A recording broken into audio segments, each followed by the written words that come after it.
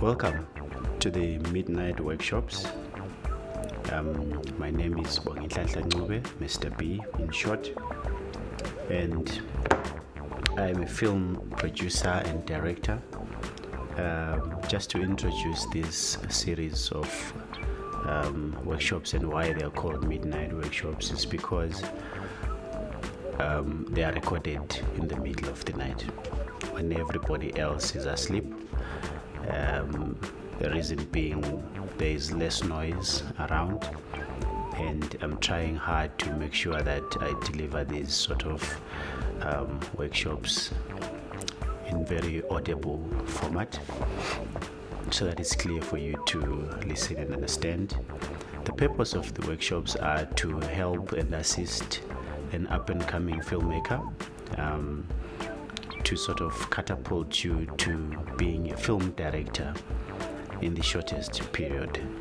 So these episodes will be running for at most 8 minutes, and I will try hard to put in illustrations here and there where there is a need. It is a one-man show, so there are no fancy frames, shots going in and out. It's just me talking to you. So I hope that you're going to enjoy this series, and all the best to you in your career.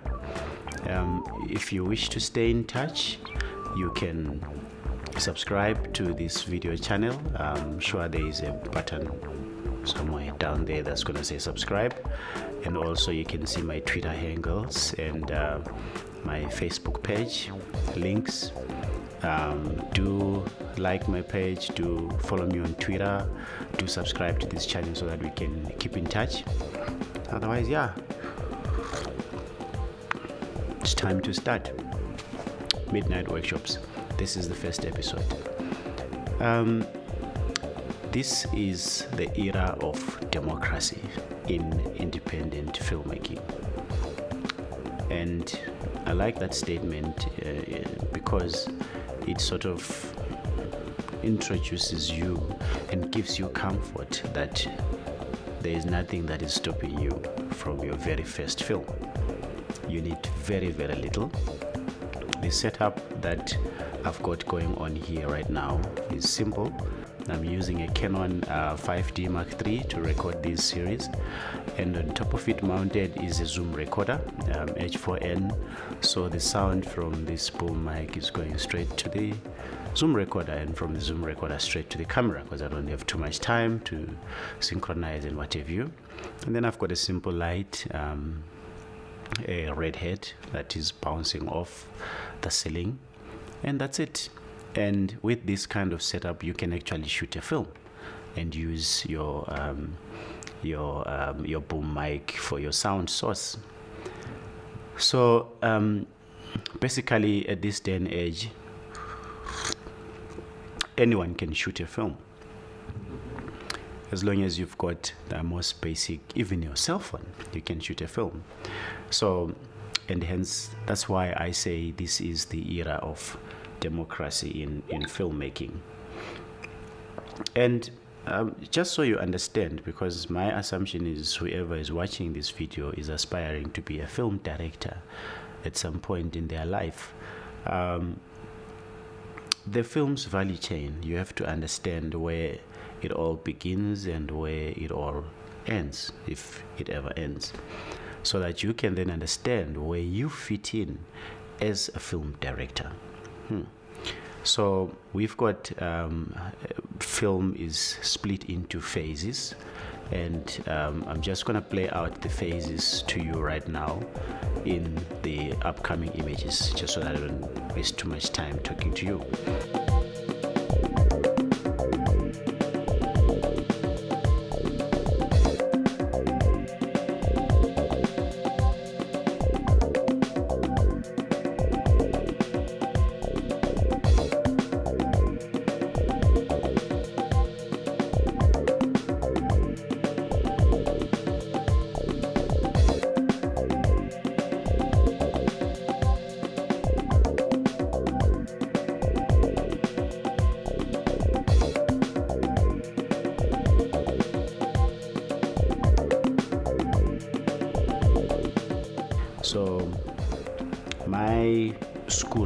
that sort of inclines towards the phases in film production being split into 5. Traditionally, I know it is said that there is 3, which is pre-production, production, and post-production. So I like breaking them down into a good 5 distinct phases so that you can easily focus on each phase and treat each phase as a complete unit on its own. So it's development, just to recap, it's pre-production, it's production, it's post-production, it's market or festival, or you can simply say distribution maybe. And you can put all those different aspects of that phase in that one distribution. So I think just to then introduce, this is probably the last thing that I'm touching on in this very first episode, would be the key crew executives in a film. You have a producer, you have a director, and you have a line producer.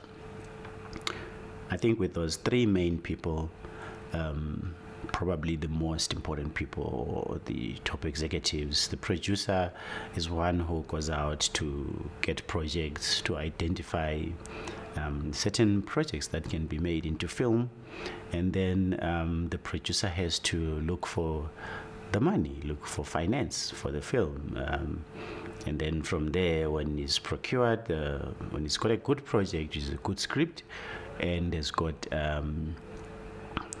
funders, or it's got finance for the film, then the producer has to look for a director. Excuse me. And sometimes key cast, because it helps with getting funding. So a producer might actually engage a director in the process of trying to obtain funds for the film, or if maybe it's a commission or something. That's the thing with filmmaking, is that there are no rules. Basically, people, we go to school and then we learn certain stuff. This is how things are done, and you come back to the real world of film, all that is thrown out of the window, and you find yourself developing new ways, So there's no fixed method, there's no rules. So anyway, but the producer apparently has to find the director, obviously, who's going to change and convert his the vision or the story or the this piece of paper into a picture.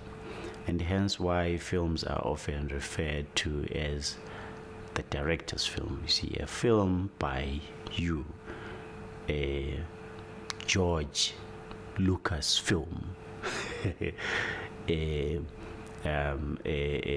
Brian Houston film, or whatever your name is. In my case, it would be a film by Mr. B, or a Mr. B film, because the director is the one who carries the entire vision of the film. So a good producer will know how important it is for them to find the right director for the film. And the line producer, obviously, is the one who controls everything then on set and brings in the resources together, and is probably working as a very close counterpart of the producer. So in simple, these are the 3, major guys. And there's a lot of other people whom we're going to talk about in another episode, people that you find then that assist the director to sort of deliver this picture, the director's biggest partners in film, so to speak. And now let's close off by defining now what a director is. I'm sure you have, you've got your own definitions of what a film director is. I've got a definition here from Wikipedia. It says a film director is responsible for overseeing every creative aspect of the film. They develop a vision for a film, decide how it should look, what tone it should have, and what audience should gain from the cinematic experience. He or she is, in short, the storyteller, taking a story on paper and making it visual. I like the part that says he or she is, in short, the storyteller, which means that a film director can be female or male. Yeah. Good. I hope you enjoyed this episode, my friends. Let's meet again in episode 2, which will be uploaded soon. Remember to subscribe and remember to follow me on Twitter so that we can exchange more, conversations in film. See you next time.